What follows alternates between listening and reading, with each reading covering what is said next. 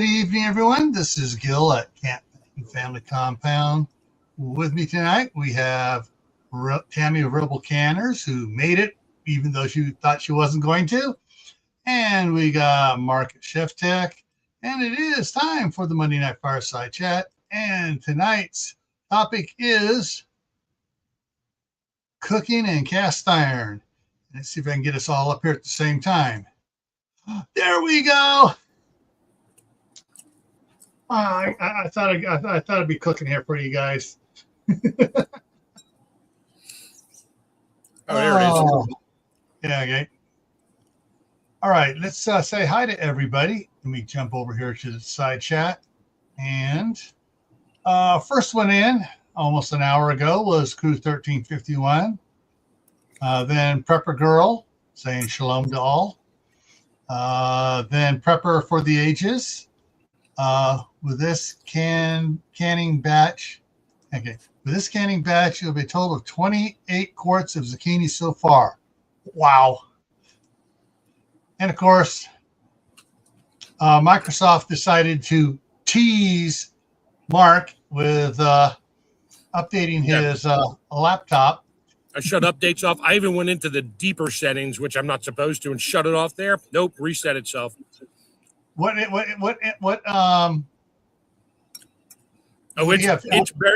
It's buried in there. Trust me. You don't want to click the wrong. What? No. I meant what version do you have? Oh, hell, I don't know. 10, 11, 9, 7? Oh, it's 10, 11. I don't know. Whatever. I bought the computer 3 years ago, sir, 4 years ago. Whatever came on it.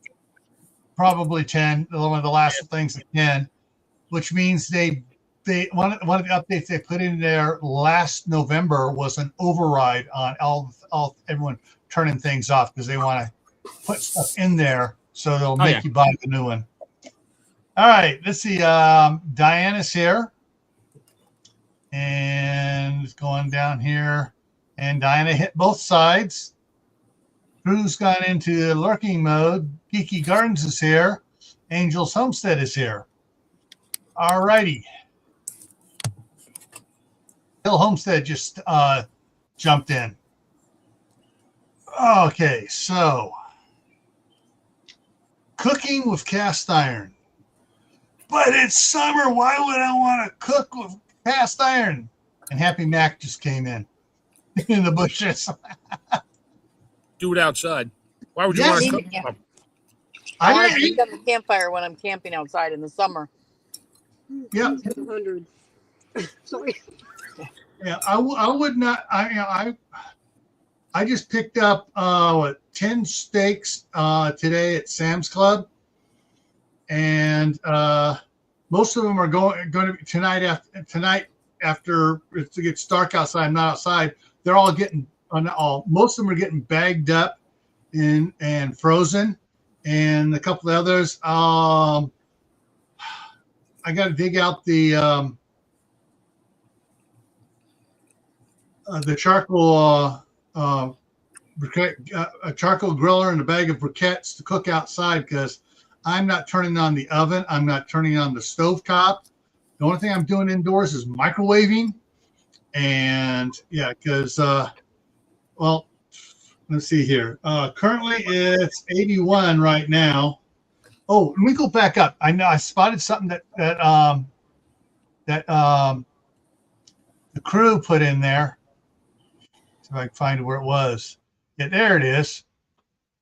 Yeah, and in the San Francisco Bay Area, where the crew 1351 is at, it's supposed to be 79. Their current temperature shows it at 84.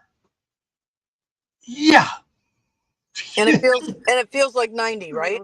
Well, if it's hitting like that, it's probably bringing some of the heat from the other side of Mount Diablo around, which means it's coming around the delta, bringing the moisture off the delta with it. So yeah, probably bringing the humidity up too. All right, let's get back down to the bottom. All right, so there we go. I got something to share with you guys. Let me take this mode here. There we go.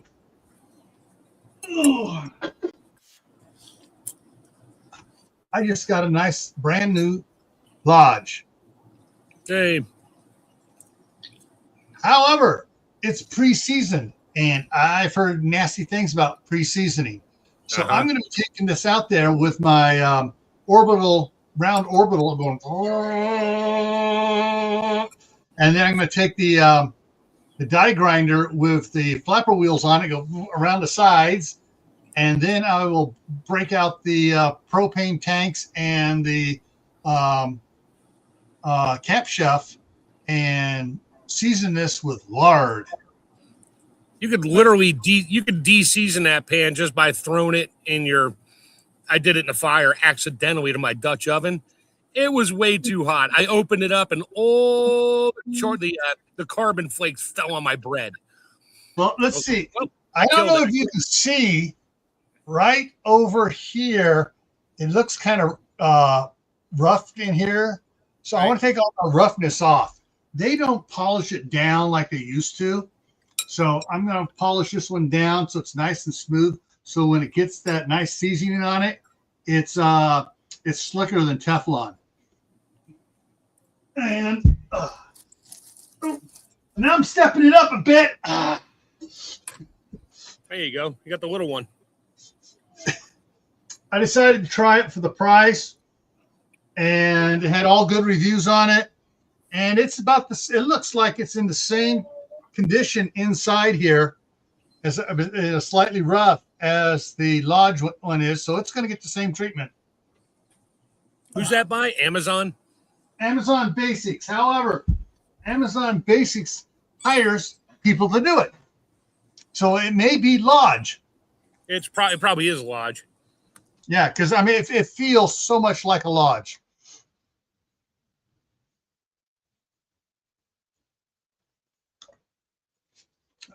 And Wendy at Hardneck Farms is in on your side there, Tammy. Hey, Wendy. And Uncle Richard just came in on your side, Tammy. And Jack's poking fun at us here. Cold spell today, only got to 90. Hi, It's Uncle. 84 on my deck right now. I got a bowl of hot chicken vegetable noodle soup that we just made up. Yeah. I didn't get a chance to check. I was been working outside in the hot sun out here, getting stuff done. My rain catchment system went. My rain catchment system went from 4 275-gallon IBC totes to 9 totes, all hooked up, all plumbed. I got a 120 volt pump on it. As soon as I can get the solar panels up, then I'll be using the one I showed Tuesday or something on it was I'll be using that pump, 12 volt pump off of the ion lithium battery. So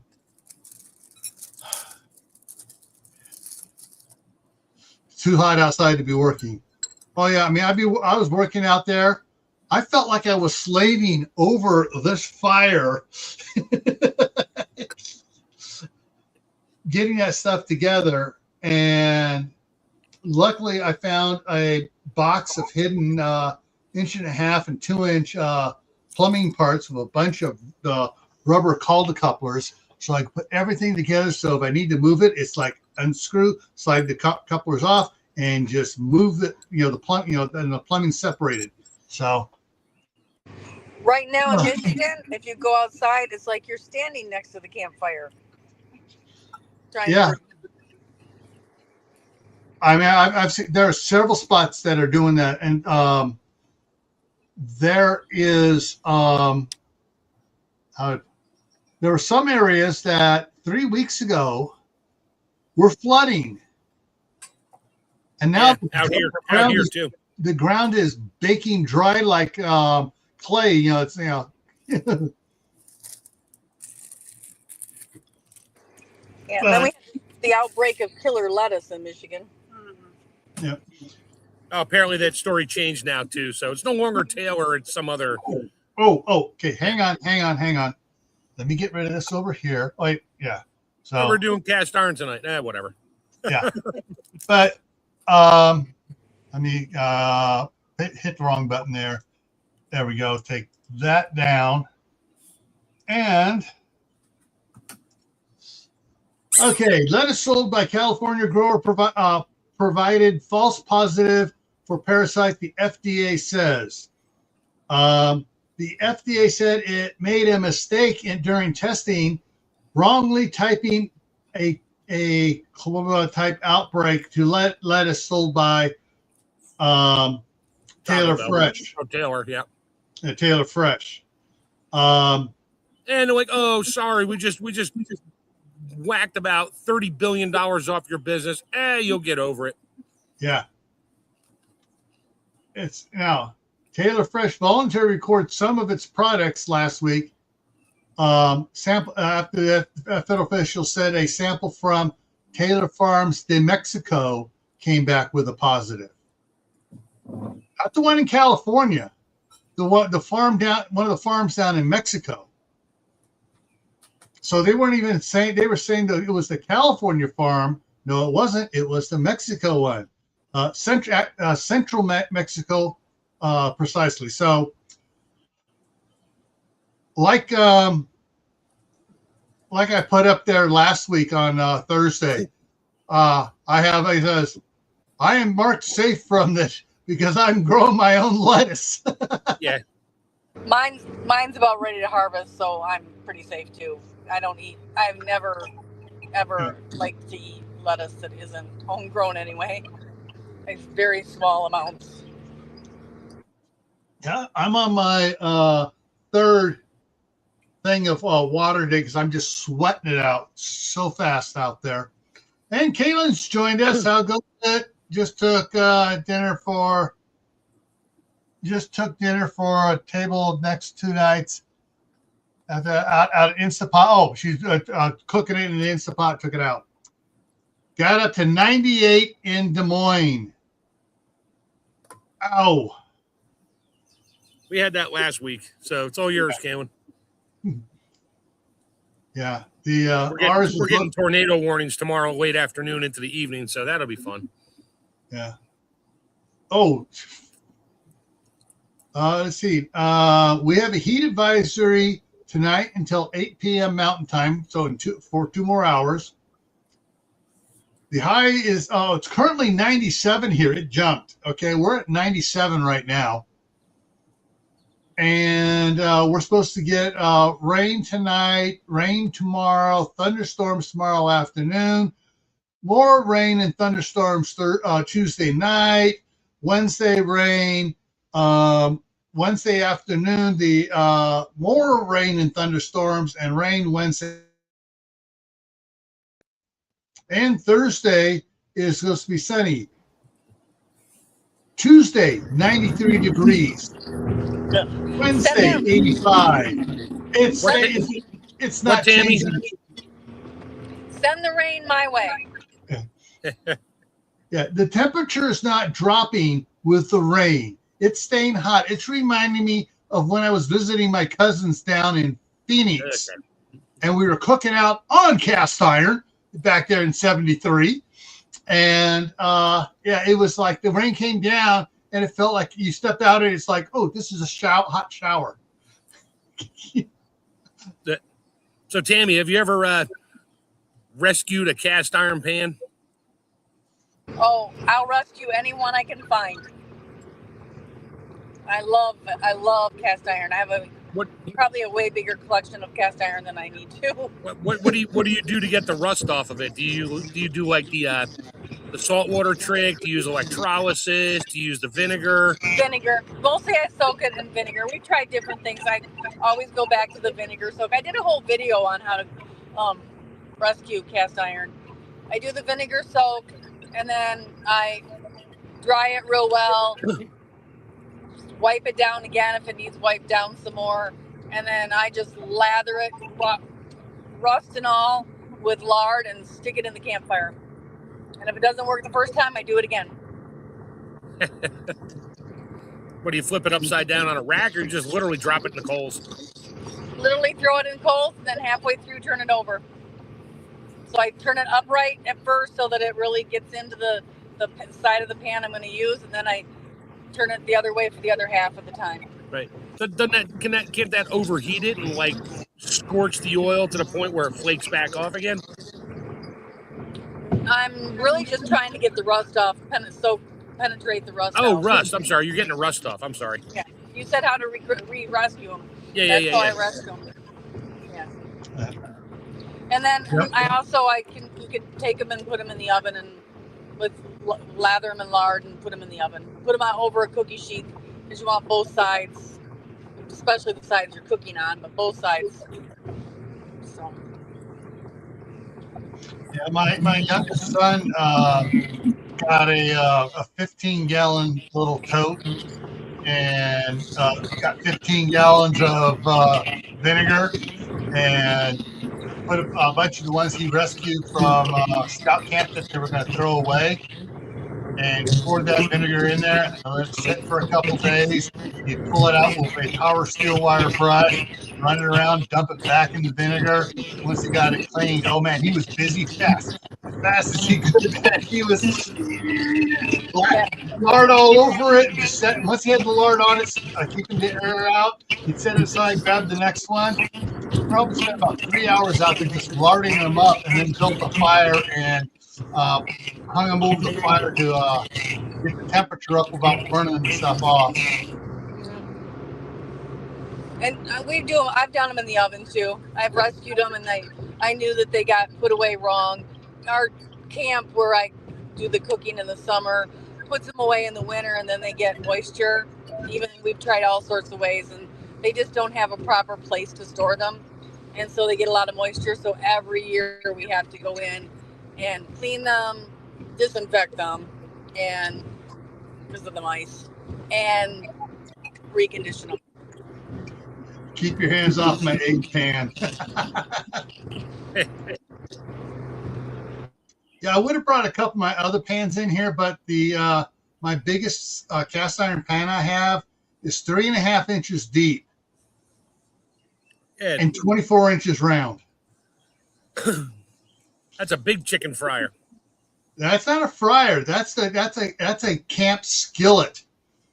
Yeah. You get some rocks in the middle of there, build your fire, get all the coals down. You drop that sucker in there, and you just you start cooking up steaks and bacon and eggs. And as you start doing one thing, you get through the last thing, all the hash browns and the egg and everything else goes in that, gets mixed up. And got to throw the hash browns in last to suck up all the grease. It makes it easier to clean the pan.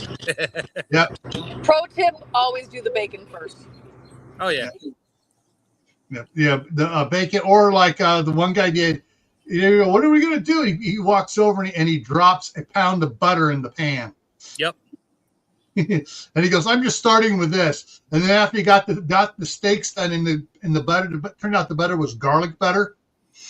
And yeah, he did all the steaks in the garlic butter. He took it, wiped it once with some tortillas, and then he threw in a half cup of lard in there and started cooking it. So it all cooked up. It was one of the best scout camp meals I've ever had. Yeah. Cast iron, I know you don't do low fat cooking in cast iron. You just can't. You can't, even though some of these guys on YouTube, they're like, oh, look, I polished this thing to a mirror finish and I seasoned it. And look, I put one egg in there and it just slides around. Yeah, good luck with no oil. Right. You need oil in it. All right, got a question here from Diana.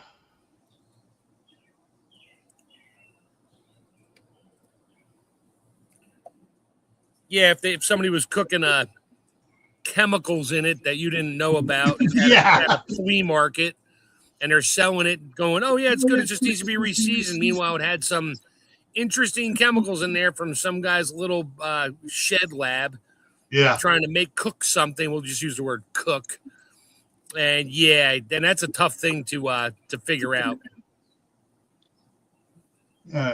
Tammy, if you're talking to us, you're muted. I said I don't believe they use open skillets for that kind of thing. I don't know. Yeah. But the only thing is You don't want to put a lot of soap and wash it with a lot of soap because it will absorb the soap and make it taste nasty for as long as it takes you to get the soap back out of there. And to get the soap out, you wind up removing most of the seasoning anyways.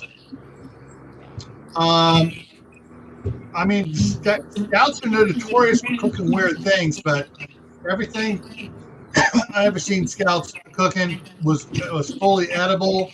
And then when they were done, they just get a handful of river sand in there and just, slosh it around, wash it around a little bit, and then rinse it out, and then throw some more lard in it. You got to watch out with that because sand is a scouring item.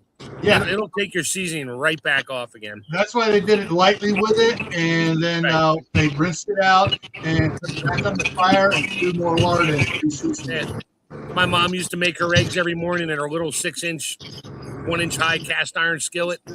And when she was done making the scrambled eggs, some was stuck on the sides and that. She didn't care. She just put water in it and let it sit. And then about an hour later, she just went over to the sink. And I have one too. It's just a plastic brush. Just run hot water on it, brush it off, wipe it out with a paper towel, and put it away.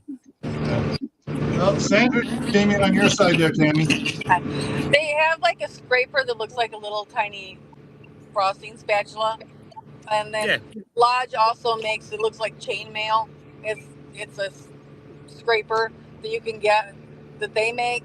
And then my mom always used an SOS pad, but that is the one without the soap. Yeah, basically steel wool. Yeah, which again takes the seasoning off, but if you're using it every day, you're re-seasoning it constantly anyway. Right. Kaylin says she still has to season her oval fajita pan. Yeah. I got all my mom's stuff, and a lot of it. And that stuff's got seasoning on it from probably 60, 70 years ago. And we have coming in on Tammy's side, My Homestead Hustle Official. What I like to do, I make bacon and eggs, and is save the bacon fat and use it instead of butter. Oh, yeah. For cooking and mixing my thing. Yep. Yeah, liquid gold. Liquid gold. I got one of those little pots with the micro screen on top of it, so you pour the bacon in there, and just all the grease goes through it. It takes the little chunks out. Yeah, those chunks are good though. Hey, once they're taken out, then my grandkids want me to make them toast and put it on their toast. All right, like bacon fat on toast with some bacon bits in it. Yes. And a slice of cheese on top of that. There you go. Hey, everything's better with bacon. Oh yeah. In fact, Danny yesterday for breakfast had one of his favorite meals was an English muffin out of the toaster and butter on it, and then bacon put on top of that, and then a slice of Tillamook cheese on top of that, and then take the other half of it on top of it, and he had himself basically his, except that he didn't have any egg in it because I didn't have any eggs here. And I told him, you got to wait till Grammy gets here. She's the one that likes cooking the eggs. Well, you couldn't run across the street and steal one from the chickens?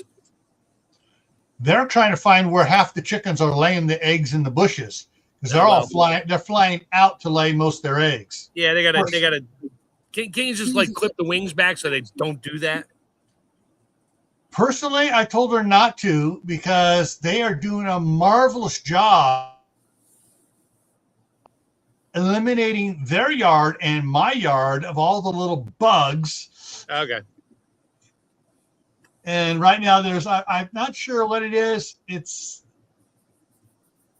may be a variant of sorghum that's dropping its seeds everywhere, and the chickens are just going after those seeds left and right.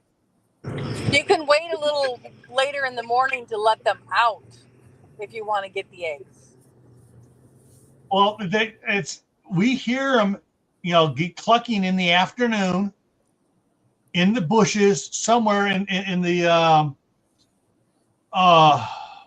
I just lost the name of it's not privet, it's lilacs.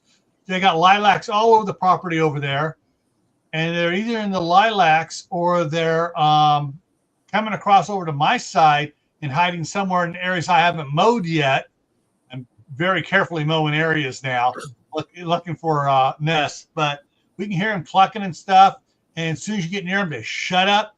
You walk away, they start clucking again. Yeah, except you don't want those eggs because you don't know how long someone's been sitting in that nest. Yeah. Well, she actually found one, and half of them it failed the float test.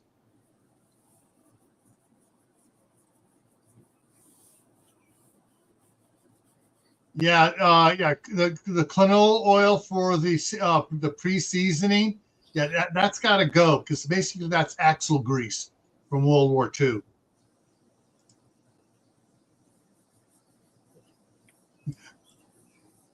The thing is, she does not have any male chicken roosters. No roosters over there. No male chickens. No, you're just gonna find this nest with 24 eggs in it that are all rotten. Yeah, and it won't be the first one I found over there for them. Yeah, there you go. Put some trail cams over there. You got a couple.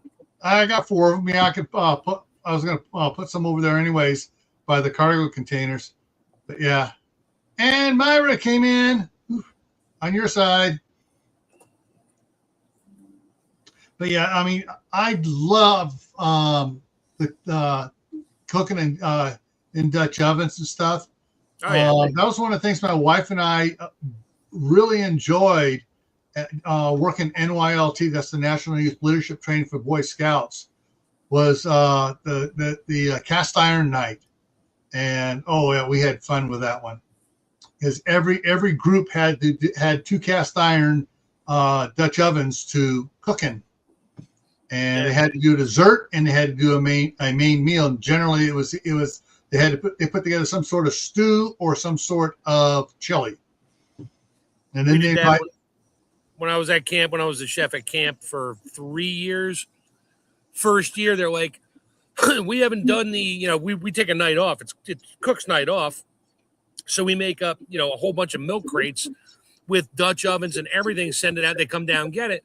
And they hadn't done it in like 6 years. I'm like, well, where are all the Dutch ovens? They're like, oh, they're in the storage hut behind this place. I'm like, are you kidding me? We went down there with the big Jeep. We called it a weapons carrier. Loaded that thing up, took it back to the room. We were washing and scrubbing the big cast iron Dutch ovens and aluminum ones. There are aluminum ones in there. I'd never seen those before. Oh yeah, we've had those. Yep, and we were scrubbing those out for. We were there till like 5 o'clock in the morning. The aluminum ones will melt on the campfire. Oh yeah, you got to be careful. But we scrubbed them out, and we had 4 pizza deck ovens. We had those suckers cranked up to 500. After they were done, we dried them out, loaded them up with whatever fat we had laying around, and threw them in there. The next day, half the pans were still warm. We're giving it to the guys. They had to cook their cobbler and stew, and we gave them everything. Here you go. All right. 4-inch, or if you use the little ones, I get an 8-inch one. Yeah. And maybe a 12. I pretty much only use my 8-inch one, 2-inch sides all the time. I got a chicken fryer, it's 4-inch sides, 8-inch. That just usually lives with oil in it. Okay, so one of the things that, all right, when my wife was first pregnant with our daughter, she was low on iron in her blood. The doctor said, get cast iron. And we had a bunch of Calphalon. He said, stop using the Calphalon. Yeah. Get cast iron, cook in cast iron. If you're going to have only one thing that's cast iron to cook in, this is about the size skillet to use. 8 or 10. Yeah. And what I have another one in there that's a is that 14? Oh, I got some big ones too, but I don't do much in those unless I'm doing like a big batch of something. Yeah, I have 2 of the, I think they're 14, they might be 16-inch flat skillets, no handle on the side. They don't have this type handle. They got 2 of these. Yeah, that's what I got. I got 2 of them. I turned it over, one on top of the other, offset it so that one on the handle, the one is over here going like this, and it just crosses here. and I drilled and pinned it. Put a rolling pin in on the one, and then drilled the hole a little bit bigger on the other one so it could drop in there. So my skillets can turn into a low cast iron. I mean, a low cast iron, low Dutch oven. Yeah, we started cooking on these. She got one about this size, and she got a small one to do her eggs in, and then got an in between one, and she got a bigger one, like almost as big as that. This one here, the basics. Yeah. She still has those in California. She said, I'm not bringing those up here. So I got my own for up here. Great. Until she moves up there, and then you got two of everything. Hey, you cooking outdoors and stuff. Oh, yeah, we'll have the grandkids over all the time. We'll be teaching them how to cook. But, yeah, something like this is probably a good starter because you can do most meals in it and stuff like this. And do your eggs, do whatever you want to do in there. You can make flatbread. You can make pizza in those things with an oven. Oh yeah. Just I preheated those. Everybody's like, "Oh, put it in cold." I'm like, "No, my dough comes out icky." Yeah. You throw when you watch a regular pizza place do their pizza, they drop that crust right on the oven bottom, which is at 500 degrees or 475. Yeah, same thing. Okay. Yeah, my Yeah.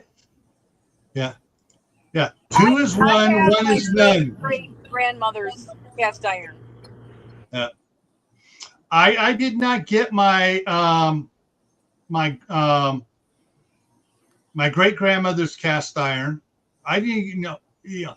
It went elsewhere to the older sister of the kids, and of the 15 kids. It went to the oldest sister, and one of the older brothers, Frankie, got it. Frankie gave it to his son Ron, who I called Uncle Ron. They lived about 10 blocks away from us down in Southern California, and it all went elsewhere because my grandmother didn't want it. She goes, "Oh, I'm tired of that stuff." It's all right. I get my mom had a whole bunch of stuff that I didn't really have a use for. I gave it to one of my daughters. She got the corn, the one that has the corn shapes in it for cornbread. Mm-hmm. That thing was like it was my mother's grandmother's. It was that and a big flat skillet. Had a slight warp to it, but didn't matter. You're not going to fix it.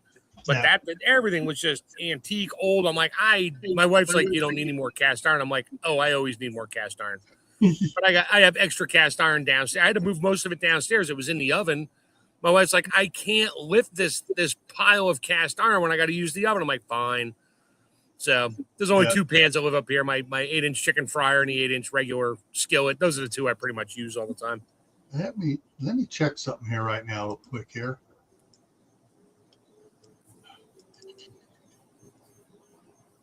Because I've bought some, actually, let me go over here to orders. D-U-T. Let's see what I got in my orders here. Because I've bought different sizes ones. Okay. Yeah, Dutch oven comes up with the little coffee pot, a thermostat. No, come on. The Amazon Basics, no, it's coming up everything but but the Dutch ovens. Okay, yeah, I got a couple 12-inch Dutch ovens. I got a couple of these 12-inch ones. The last one I ordered was on the 2015. But I also got a bunch of disposable liners for when we're doing the cobblers in. Yeah. It makes so much to clean it. You just cook it, you drop that in the Dutch oven, and you cook in that stuff for the parchment paper. You're fine. Yeah. I got the Camp Chef Grand Canyon one, National Park on the lid, 12 quart one there. The other one was a 12-inch. So this 12 quarts. Book doing Dutch oven. And then the lid lifter.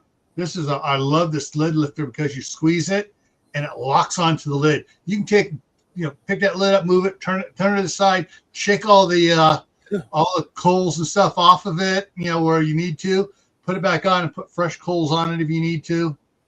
But the other one's 101 things to do in Dutch oven. So there's a lot of stuff out there, but you can do anything in a Dutch oven. What do you think they cooked with way back? They didn't have, they had steel, but they didn't have a Teflon or non-stick or whatever.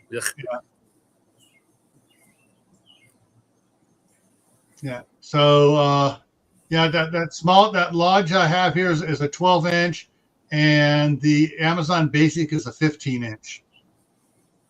Because if I'm going to be cooking in it, I'll be doing some steaks up in there. I'll do several steaks at once.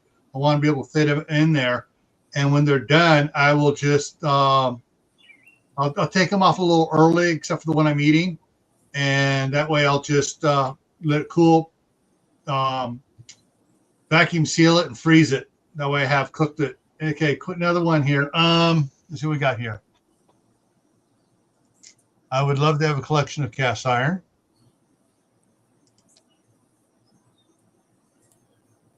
Yeah. Yeah, check with her. Make sure she does not give them away, Kaylin. The basics, keep it seasoned. Keep it seasoned. Use a lot of fat. Yeah. You can use it indoors or outdoors. If you're using it outdoors, what I found actually kind of worked the best was one of those heavy duty grates that they used to put on a campfire. If you have a flat bottom without legs, just set it on one of those. If you don't have a tripod like this to hang it from, see how they have it hanging above the fire there. If you've never done Dutch ovens or cast iron cooking, those two books. Let me go back to the page there, and I'll pull those up separately to show you. When I do my French onion soup, when I can it, I'll buy 40 pounds of onions, but I use my big cast iron Dutch oven on the stove. I do small batches, and that's all I use that for. And it just tastes so much better than doing it in a stainless steel pot. Yeah. Okay, so this is if you get the Kindle version, it's $5. You get the spiral bound version, it's $5.67. So that's the one. The other one, doing Dutch oven inside, outside, that's $7.49. Right now it's 25% off. But these are both on Amazon, so you can get them that way. But basics is keep an eye on it. It's like if you're cooking something, like cobbler and stuff in there, or chili, or a stew or whatever in there, you need to keep an eye on it. You need to have your coals fired up, and you have coals piled off to the side, and you start to have a flaming, and you pull the coals from the side, add coals to it. So you basically have your fire, and then you have your coals from the fire you put on and under your Dutch oven. Let's see. Okay, a bunch of comments just came in. I use Dutch oven for scratch bread.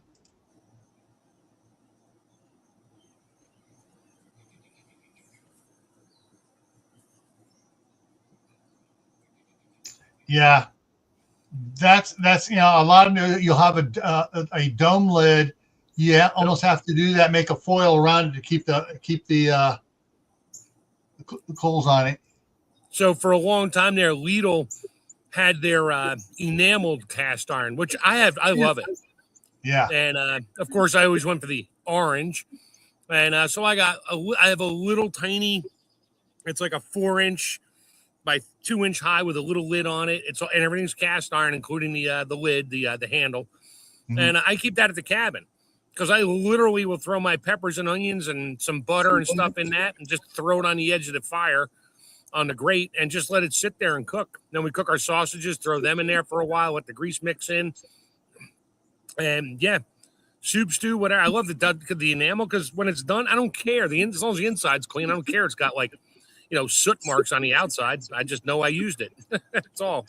And yes, if you have a nice, good seasoning on it where the outside is black as the inside is, Yep. It works even better in a solar oven than the ones that are kind of a brownish on the outside, where they haven't been really seasoning the outside like they should be. It needs like 30 years of grease splattering and going over the edge and burning into the sides like mine do.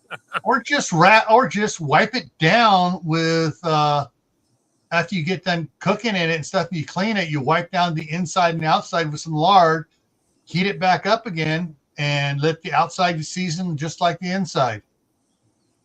Let's see here. Yep. Yeah. Okay. Wash and dry right away. Do not let soak or toss in the dishwasher. The reason you get it hot, toss,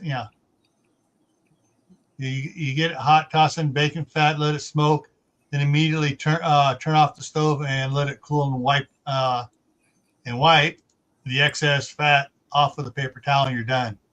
Yep. I picked up when I was at taking care of all the restaurants. I think it was Texas Roadhouse and Perkins. They would literally they were using the cast iron at Perkins, these oval serving tray things, and they're cast iron.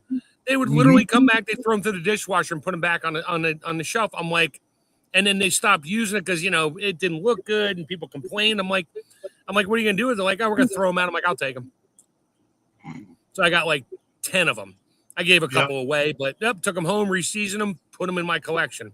And they got like the handle on it, but it's like a oval. It's like 8 inches long oval by like 4 or 5 inches wide with a shallow edge on it. That was for doing eggs and stuff and omelets. I'm like, home fry. I'm like, okay. They didn't care. Yeah. You can't teach these kids how to season cast iron in a commercial restaurant. Yeah. I'm not sure I can't remember which restaurant it was. We went there before I got married. I used to go there a bunch. The family did, and on special occasions too.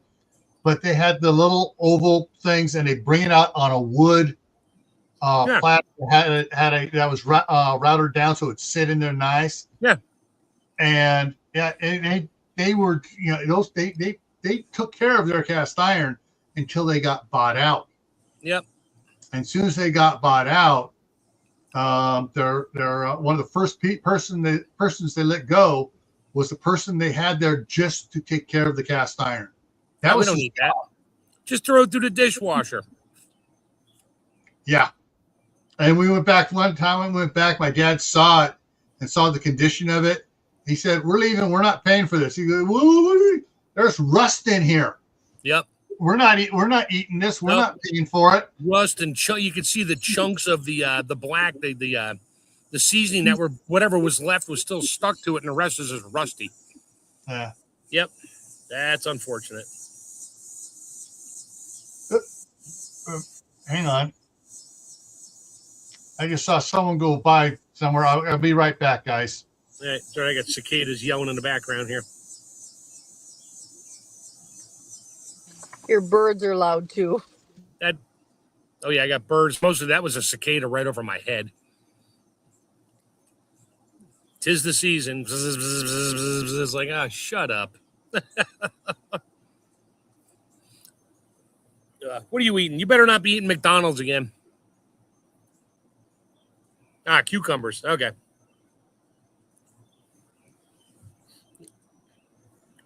Yeah, I love all the cast iron stuff I have. I don't care what I'm cooking. I'll do it in cat. Most of the time now, the only thing I try not to do, but I do it anyway. I make a chicken marsala with boneless chicken thighs, but I'll use my really big skillet. I mean, it's like a 14-inch, 3-inch side, the cast iron. I throw the chicken in there to brown it, and then I pour in tomatoes.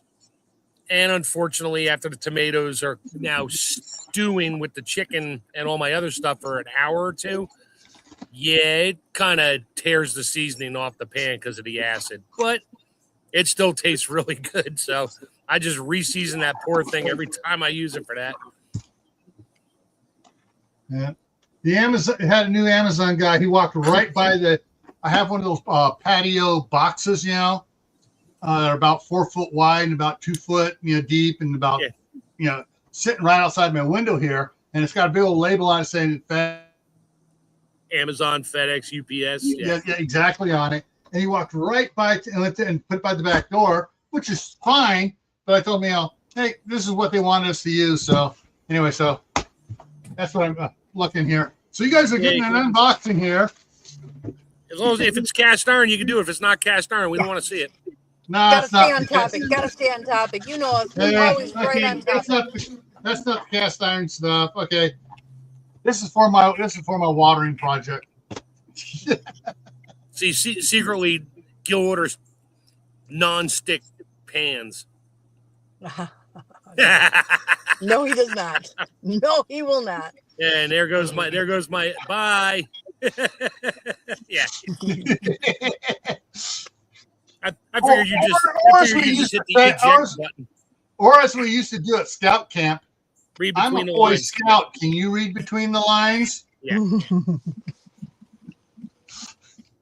Do you know that the Teflon cooking and Teflon pans will kill pet birds? Like if you have a parakeet or a parrot or my daughter had in 2 between, parrots. it will literally kill the birds just by one meal cooking in a Teflon pan. Well, it's not the meal itself; it's the temperature hitting it. The gas that comes off kills them. My daughter was into; she had 2 parrots. Okay, tell me that gas if it kills a bird. Oh yeah, it gets in your good food for- too. But that's why she's like no more Teflon. Yeah, because she did it. won't She have had some Teflon. non-stick Calphalon and all that stuff, and then she got the birds. The parrot. She adopted a parrot, and then boom, gone. And that's when I gave her all the cast iron from Grandma, and she had cast iron. That's all she did. That and stainless steel. That was it. Yeah. Yep. And That's all it took to convince me. So you came to see on your side there, Tammy. Welcome. Thank you, everybody, for coming in. Hit the like button. Hit the like button. Thumbs up. Went on an adventure today. Got a new video coming out about that. But that's why I'm still in the car, because we went all the way down to Milford, down almost to Detroit today to pick up some stuff Oh, geez. and thrifted all the way. You go back here to comments. Okay.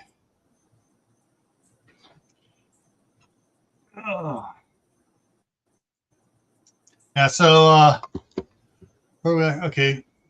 Yeah. For those of you that I don't know, so you came to see and some others. Yeah. So Tammy is Rebel Canners. I'm Camp Patton Family Compound. Mark has 2 channels as well, Chef Tech and Mad Chick Acres. I also have another one called Gray Man Prepping. And so, yeah, we do a lot of live streams, so we always showing up all over the place. I'm waiting for Courtney to start doing more live so we can go over there and raid her. And, but Fred's giving her a bad time, her autistic son. She's doing quite a bit on Facebook right now and doing quite well with that. So yeah, she still drops videos on YouTube. I get notifications every now and then. Tammy, I got a video today of from a family that hasn't been on there for 2 years. Wednesday night, Richard's Homestead is going to be back on streaming again, and he just got promoted to captain of the fire department. has it really been 2 years? It doesn't seem like it's been that long. Yeah. He goes, it's been over 2 years, and we're going to explain everything that's happened in the last 2 years. Medical diagnosis and everything else and everything. So, yeah. So Wednesday night at 8 p.m. Eastern, 7 Central, 6 Mountain, Broussard Homestead is going to be going live again. Really cool. I mean, they're one of the first channels I was following when I got on YouTube. Let's see. Kind of like me with Howie. I got on YouTube to look at food, permaculture, food forests, found Howie. That's sad. Parrot died. You don't know why, and then you find out later it could have been from using non-stick pans in the house. Yeah, for most of the stuff, my wife uses the cast iron. Even when she's making her homemade hamburger helper, and it has tomatoes and stuff in it, she'll use it, and then she will take the scouring pad and just wipe it once, do anything sticking, rinse it off again, dry it, and then give it a spray of avocado oil and season that. Trying to get her, she actually was asking about maybe getting about if there's a way to, if places sold the lard, already the tallow already and the lard already done and everything. I said, yeah, Costco does. And she looked at me, no. Yeah, Costco has it, and some Sam's Club have it, and they're supposed to be getting more of it too.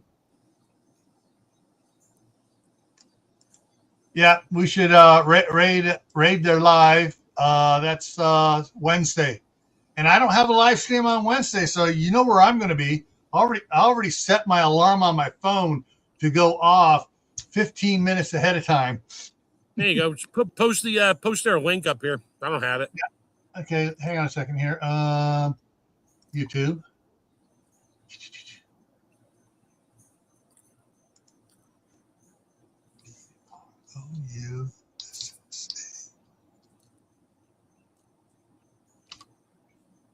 H.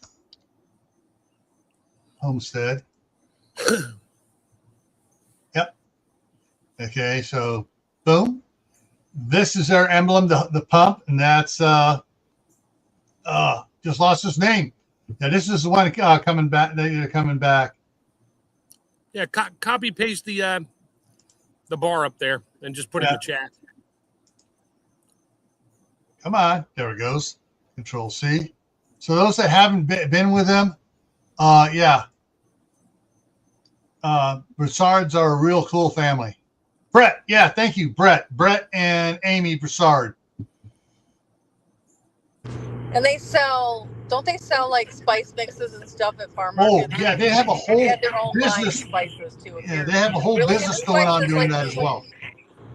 So on Etsy, and they're also making the rounds to the different like farmers markets, and they have booths selling stuff there, and they got they have some really good stuff. So all right, let's see here. I did rescue an old one from Scout Camp here, thrown away. No lid for this Dutch oven. Has the legs on it and has a handle on the side. Oh, cool. So here's the thing. If it has legs, it's for the campfire. If it does not have legs, it is for the stovetop. FYI. Just, not that you can't use them interchangeably, but that is a rule of thumb to think of when you're buying one new. Yeah, this one here. Let me hang on. I'm gonna make myself bigger again. So on this one here, you can see the legs on it, even though it's suspended, and it has a nice lid on it, flat lid on it.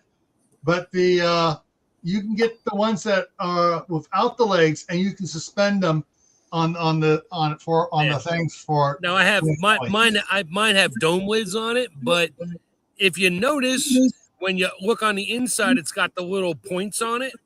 Just flip the lid over. It's a pain to get it up, but you can flip the lid over and throw your coals on top of that. Yeah. You just have to struggle to get the lid back off because it's kind of, you need like a spatula to pry it sideways to lift it up. You only put soap in a Dutch oven for cleaning it if you're going to strip everything out of it and re-season it. Yeah. I would absolutely positively murder anybody who ever puts soap in my cast iron. Ever. Yeah. That you do not put soap in the cast iron unless it's a piece you've rescued. Never. Yeah. No. My kids know they're not even supposed to touch my cast iron. Yeah. That's because a lot of people don't really understand that, it's dirty inside. It has grease and oil. Yeah, it's supposed to. Yeah. The old cast iron pots, the big black cauldron pots. Yeah. Those never got washed out. And if they got cleaned, all they did was pour water in it and swish it around, rub it out with a stick and dump it out and start again. Or when it was cold, took it down to the river and took the sand and just kind of get some. Yeah, I still have an issue with putting sand in there. You might as well use sandpaper. Yes, rub it gently. It's still the same thing. You're grinding off the seasoning. Yeah. Well, generally, the salt trick is not as bad, but salt and whatever. Yeah. Still, it's one of those things that it's like if you got chunks that's keeping it from being non-stick anymore, that you want to work. Soak it, just put water in it, let it sit for a while, put it back on the stove, let it heat up. It'll clean itself right out. Yeah. You just wipe it out. I think too many people watch that stuff. I don't know if anybody ever saw that Star Trek episode on the original Star Trek where they get to this planet where there's miners and some women and, they're all, I forget what was wrong there, but they wanted to clean all the stuff. And they literally said, just take your pans, and they hung them up on chains out in the sandstorm and it sandblasted them. I'm like, that is the last thing you want to do to cast iron, but okay, whatever. But I think a lot of people are like, oh, I can do that. It means I can grind it out with sand and call it good. Yeah. So, there you go. Halal tallow. That works.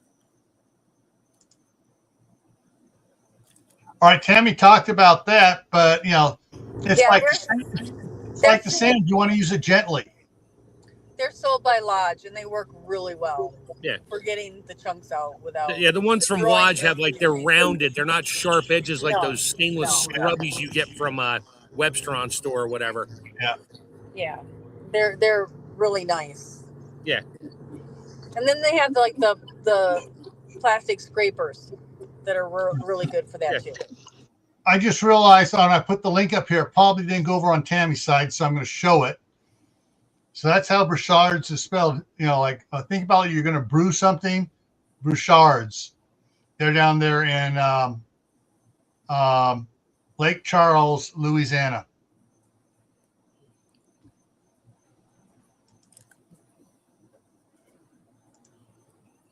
Yeah.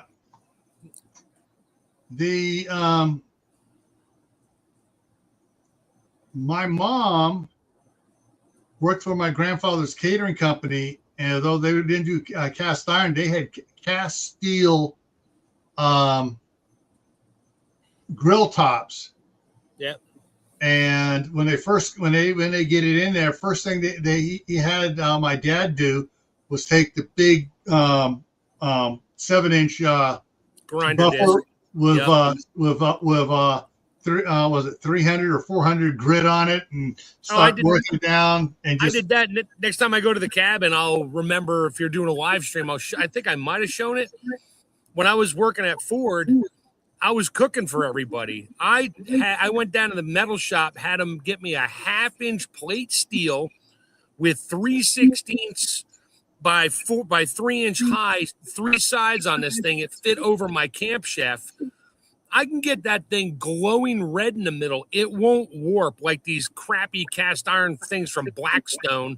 You get them too hot on the wrong grill, they buckle and bend and bubble and No, this thing is vicious, and it was cold rolled steel.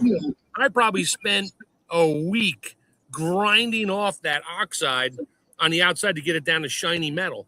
And then it lived in my garage out here for probably 20 years, sitting up. We took it out to the cabin finally, me and Uncle Richard took it out there, and we spent hours re-sanding it.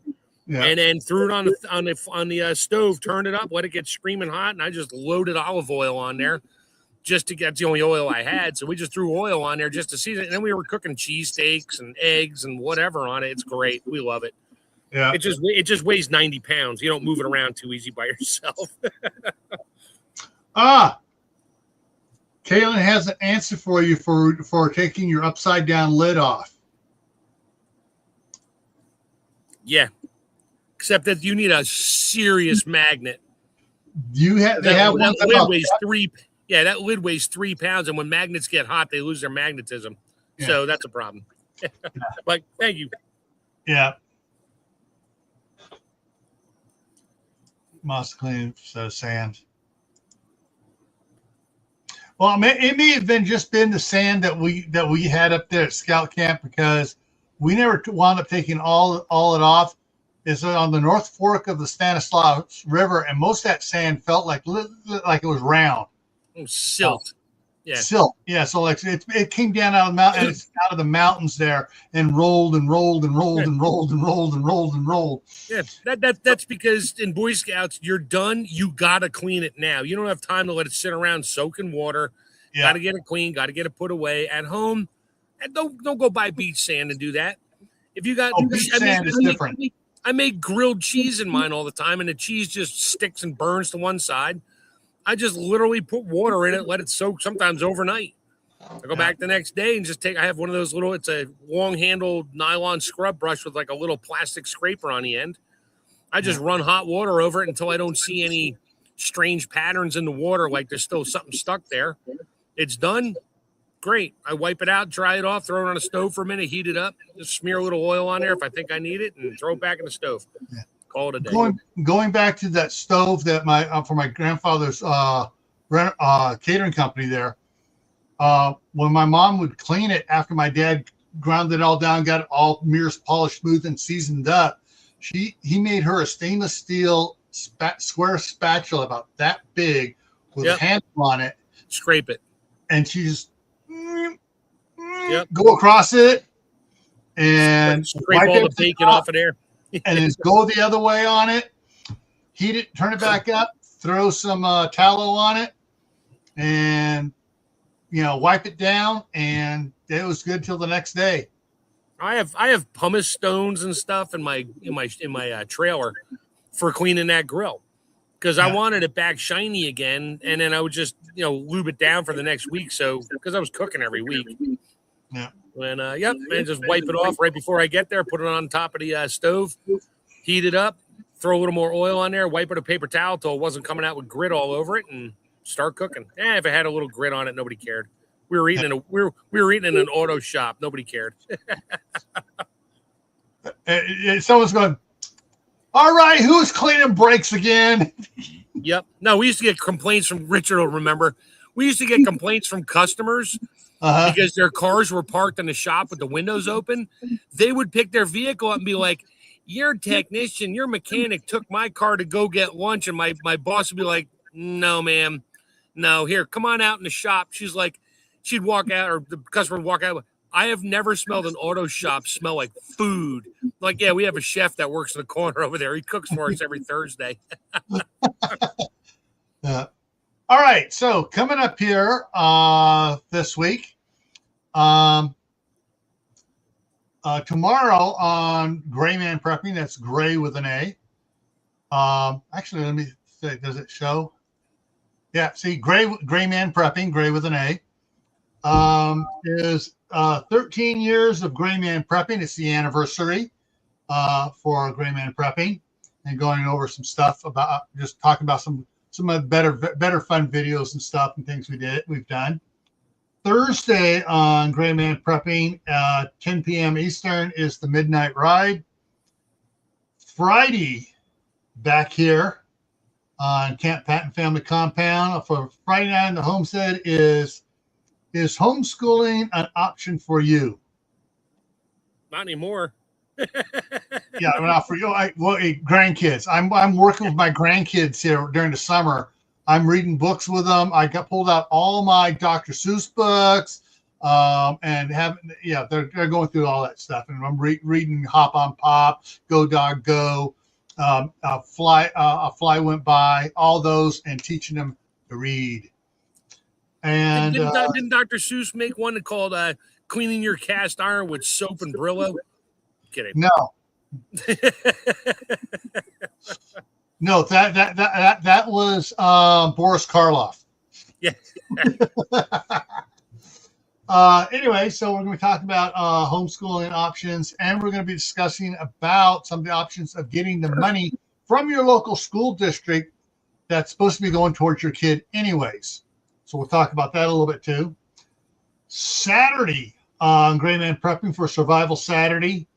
It's after the East Coast mega tsunami. What are your plans? And then next month, I'll have waterfront property. And then next Monday here, the topic is jars for canning. We're going to cover all the different type jars, good, bad, ugly, the great. And that's what's coming up here for the next week. But I missed it Wednesday, reminding once again, Wednesday, 8 p.m. Eastern, 7 Central, 6 Mountain. The Broussards are doing their return to live streaming. And so if you guys go in there, say, hey, Tammy sent me or Gil sent me, and let them know that we sent you over there. All right, everyone. With that, just want to say cast iron is a great experience to learn. Don't expect to learn it all at once.